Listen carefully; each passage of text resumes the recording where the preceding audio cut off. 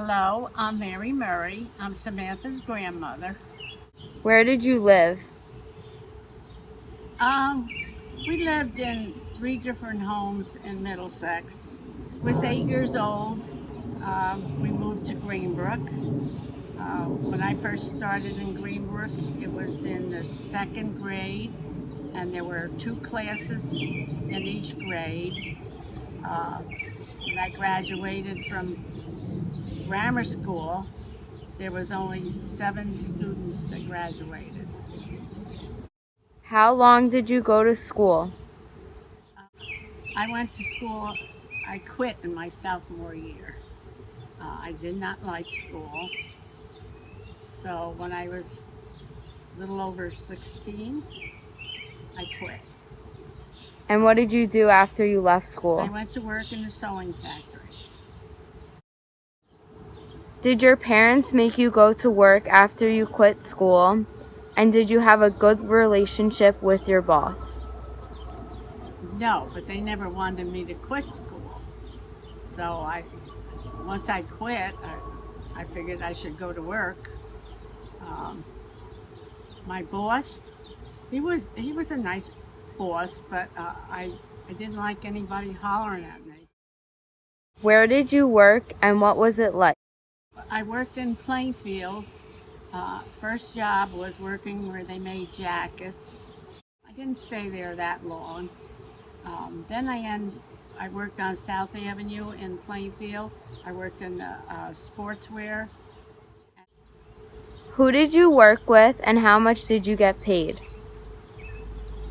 I worked with my sister Rosie, and we got paid on piecework, and I made about $2 an hour, which at that time was pretty good money for a girl.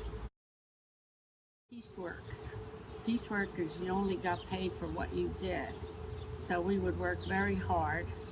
Boss couldn't holler at me because I would cry.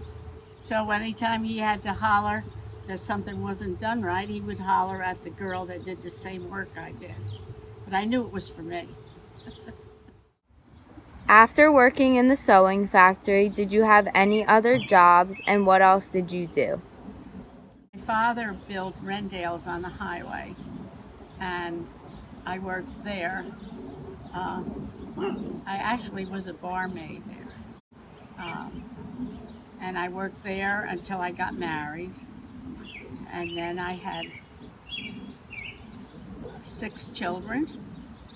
Didn't work anymore, but that was kind of a big job.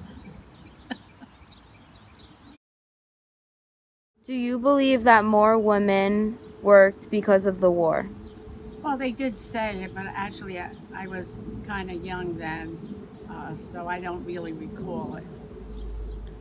Do you remember the war going on during this time? Yes, I do.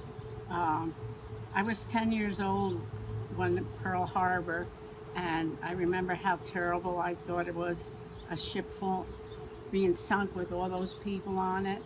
And also, my Uncle Ernie was in Hawaii at the time, and he was on one of the boats that was supposed to come home. And he was lucky that it didn't happen a couple of days later because he would have been on it because they sunk it. My father had gotten his 2 brothers here from Italy because there was war going on there, and he didn't want them to end up going into the service there. And when my Uncle Ernie was here just 6 months, he had his half papers and he was drafted. So he didn't even know how to speak English. And then he was at Pearl Harbor. So he had been in the war for 5 years, and that's when Pearl Harbor. And why I remember Pearl Harbor so much is because he was there, and we were worried about him. Do you think your childhood influenced the way you raised your kids and relates to your life now? I think that um, there is a lot more waste nowadays. We were very conscious of money and how we spent it, um, where now everything is thrown out. What do you think about the value of education today? I think that most times you have to have it, but I think it's too expensive, and there should be 2 years of community college and then just 2 more years in regular college. Uh, where families are going into debt to send their kids to school, and sometimes they don't even use what they went for. What do you remember about school and what you learned when you were little?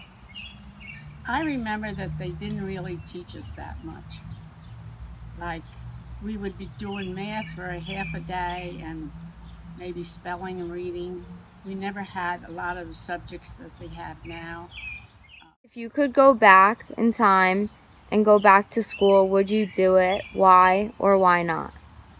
I just didn't like school. I was very shy, and I I didn't like school, so no, I wouldn't.